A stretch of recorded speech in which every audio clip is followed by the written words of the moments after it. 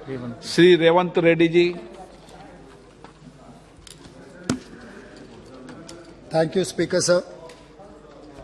Allowing me to speak on demands for grants, road transport and highways, civil aviation, हाँ ports, shipping and waterways. पक्का 200 पक्का। Only highways, okay. So it's okay. 3 साल के लिए। So road transport and highways, sir. Speaker, sir, this is very important subject. National building subject है। इसमें मुझे बोलने के लिए हमारा पार्टी मौका दिया हुआ है। श्रीमती सोना जी को मैं धन्यवाद करना चाहता हूं। ये जो इंडियन सड़क पे 2% है सर नेशनल हाईवेज के।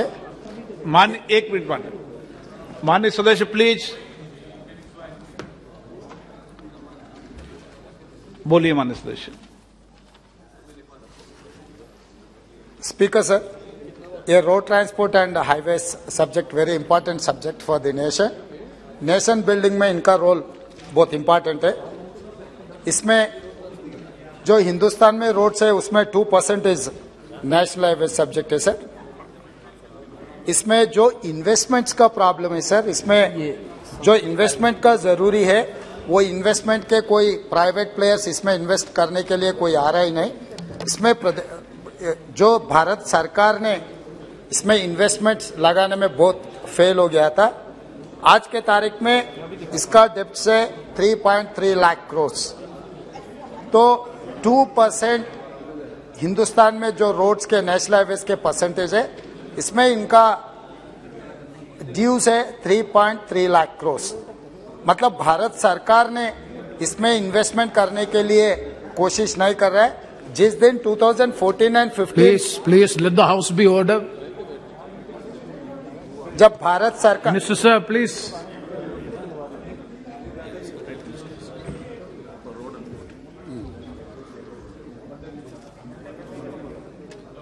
Sir can I continue sir? Let honorable minister please let the house be in order please. Yes, Ravindra ji.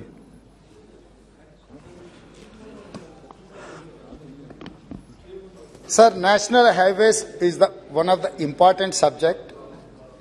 The very important role है। ये रोड्स बनाने में भारत सरकार, मोदी जी सरकार बनने के बाद बहुत फेल हो गए। जिस दिन 2014 एंड 15 यूपीए सरकार समाप्त हुआ था, तब इनका लोन बारोइंग्स था 24,000 करोड़। मगर आज के तारीख में 3,30,000 करोड़ बारोइंग्स है सर। ये burden it is increased up to 1300%। तो 2% के लिए ये 3,30,000 करोड़ बारोइंग्स है। इसके ऊपर भारत सरकार ने ध्यान देना है और इनके इन्वेस्टमेंट में भारत सरकार भी इसमें लागू करना है सर। और ये इतना परसेंट इंक्रीज हो गया। जब 2014 एंड 15 में लोन के कैपेसिटीज था 6%, आज के तारीख में ये it is increased up to 37%। इसीलिए हम लोग भारत सरकार से ये कहना चाहता है कि इसमें सरकार के पैसे कूद डालकर ये रोड्स बनाने में ध्यान देने का जरूरी है सर। एंड ऐसे ही सर, ये लोन से सरकार बने तो ये फाइनली ये नॉन परफॉर्मिंग असेट बनने वाले हैं सर।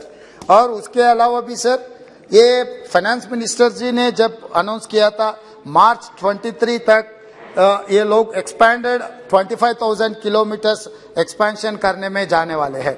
मगर वो हिसाब से अगर मार्च 23 तक अगर 25,000 किलोमीटर्स अगर नेशनल हाईवेज बनाना है तो हर दिन 68 किलोमीटर रोड बनाना है सर। आज के तारीख में जो काम जो डेवलपमेंट चल रहा है 37 किलोमीटर्स पर डे। मतलब ये तरीका से अगर काम चलेगा तो और 7-8 साल लगेगा सर। इसीलिए ये सरकार के टाइम है 24 तक। इसीलिए ये रोड वर्क्स इंप्रूव करने के लिए सरकार ध्यान देने का जरूरी है सर। ऐसे ये जुमला ये देखे तो जो भारत सरकार ने, मोदी जी सरकार ने ये किया 2022 तक हर गरीब को घर देने का वादा किया था, ये जुमला हो गया।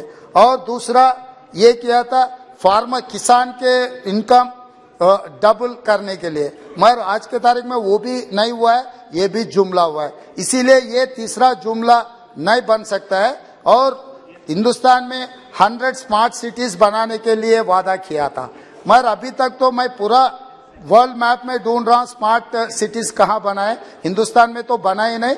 तो ये सरकार जो स्मार्ट प्रॉमिसेस करते जा रहा है मगर काम में तो नहीं लग रहा है। ये जो रोड बनाने का भी वैसे ही नहीं बन सकता है। इसीलिए सरकार ये काम आगे ले जाने के लिए, ये कुछ काम करने के लिए हम सरकार को हम एडवाइस दे रहे हैं सर।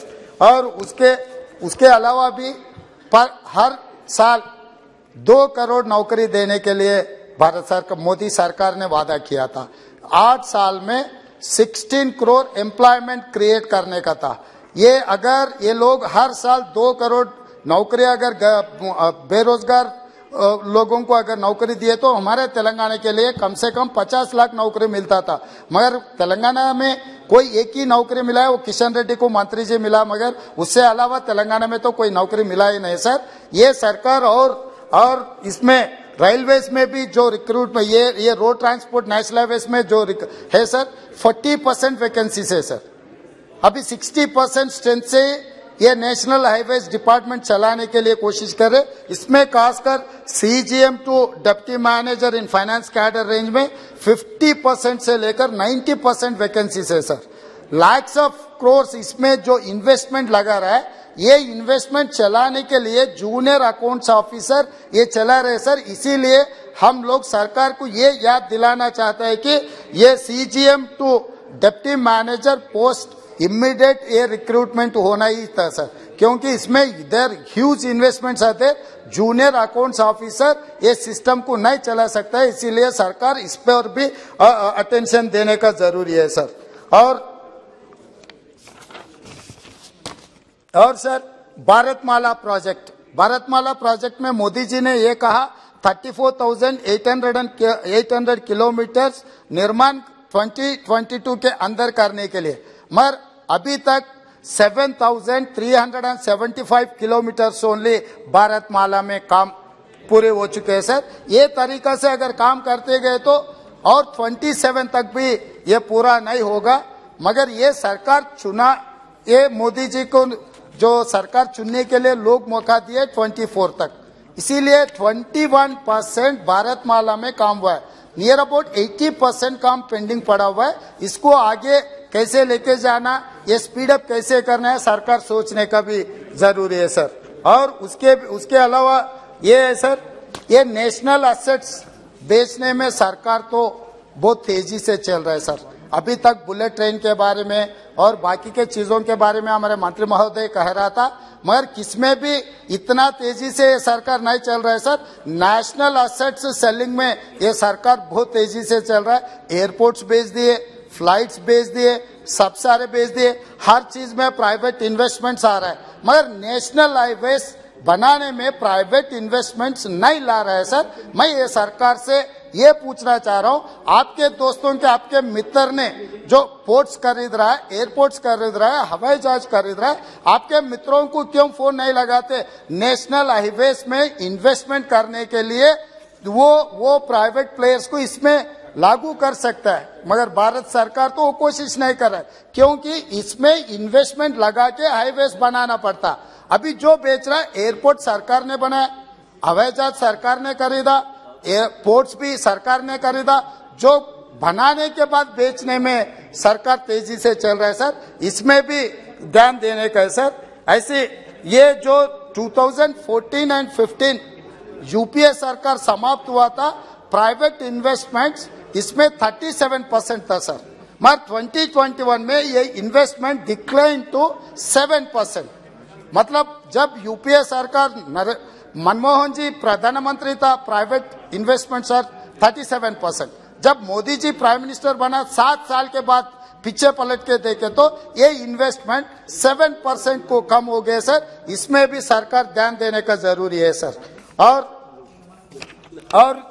ये सर, मैं मेरा एक्सपीरियंस है, मैं कुछ कहना चाहता हूं सर। हर परिवार में 2 तरीके के बेटे रहते हैं सर। एक परिवार के जो संपत्ति उनको हाथ में आएगा उसको आगे बढ़ाने में और उनका रोशन करने में और उसका जो कमाई आगे लेके जाने के लिए कोशिश करते हैं। दूसरे तरीके के है सर, दोस्तों के मतलब अच्छे गाड़ी, अच्छे दोस्तों और खासकर संपत्ति बेचते जाता जाएगा। तो अभी ये दो बेटों का, पहले का मनमोहन जी है, दूसरे जी मोदी जी है, उनके दोस्तों अच्छा के लिए, अच्छा गाड़ी के लिए, अच्छा ड्रेस के लिए ये सब सारे ये बेचने में लग गए सर। ये भी सोचना है सर, 7 साल में हिंदुस्तान में वही होते जा रहे हैं सर। और यही सरकार NITI Aayog and finance commission को अपॉइंट किए।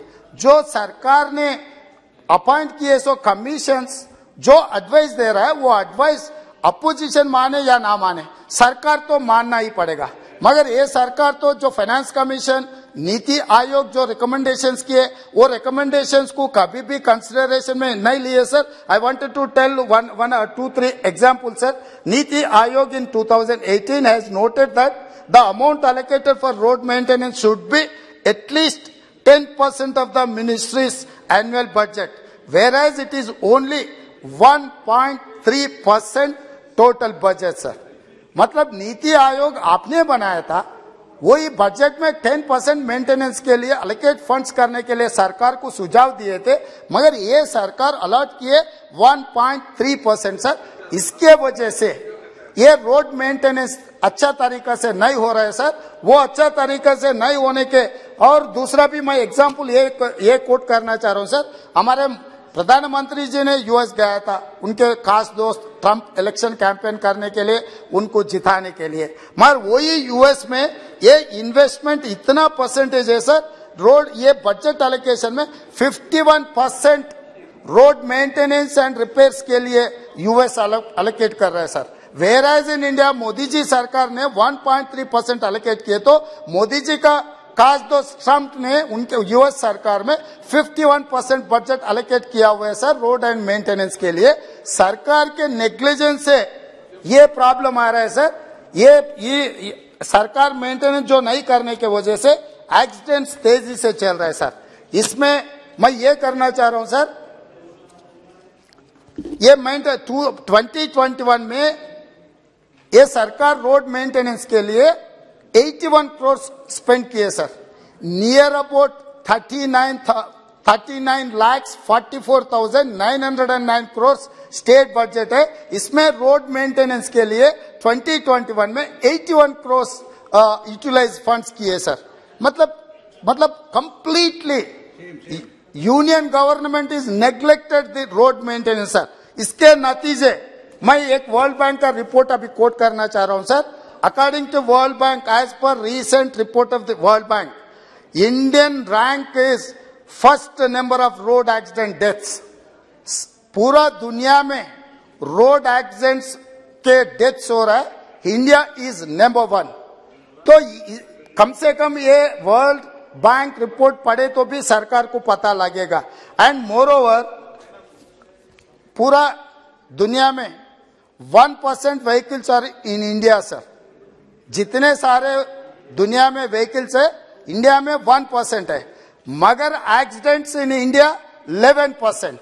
व्हीकल्स बहुत कम है, एक्सीडेंट्स 11% हो रहा है सर। इसका मतलब अपना रोड मेंटेनेंस सही तरीका से नहीं हो रहा है, उसके लिए बजट एलोकेट नहीं हो रहा है। सरकार ये एक्सीडेंट्स को देखते हुए एक्सीडेंट कैजुअल डेथ्स को आप सरकार ऐसे नहीं ले सकता है, क्योंकि एक परिवार में एक कोई एक्सीडेंट में अगर डेथ हो गया ना, वो परिवार का पूरा सर्वनाश हो जाएगा सर।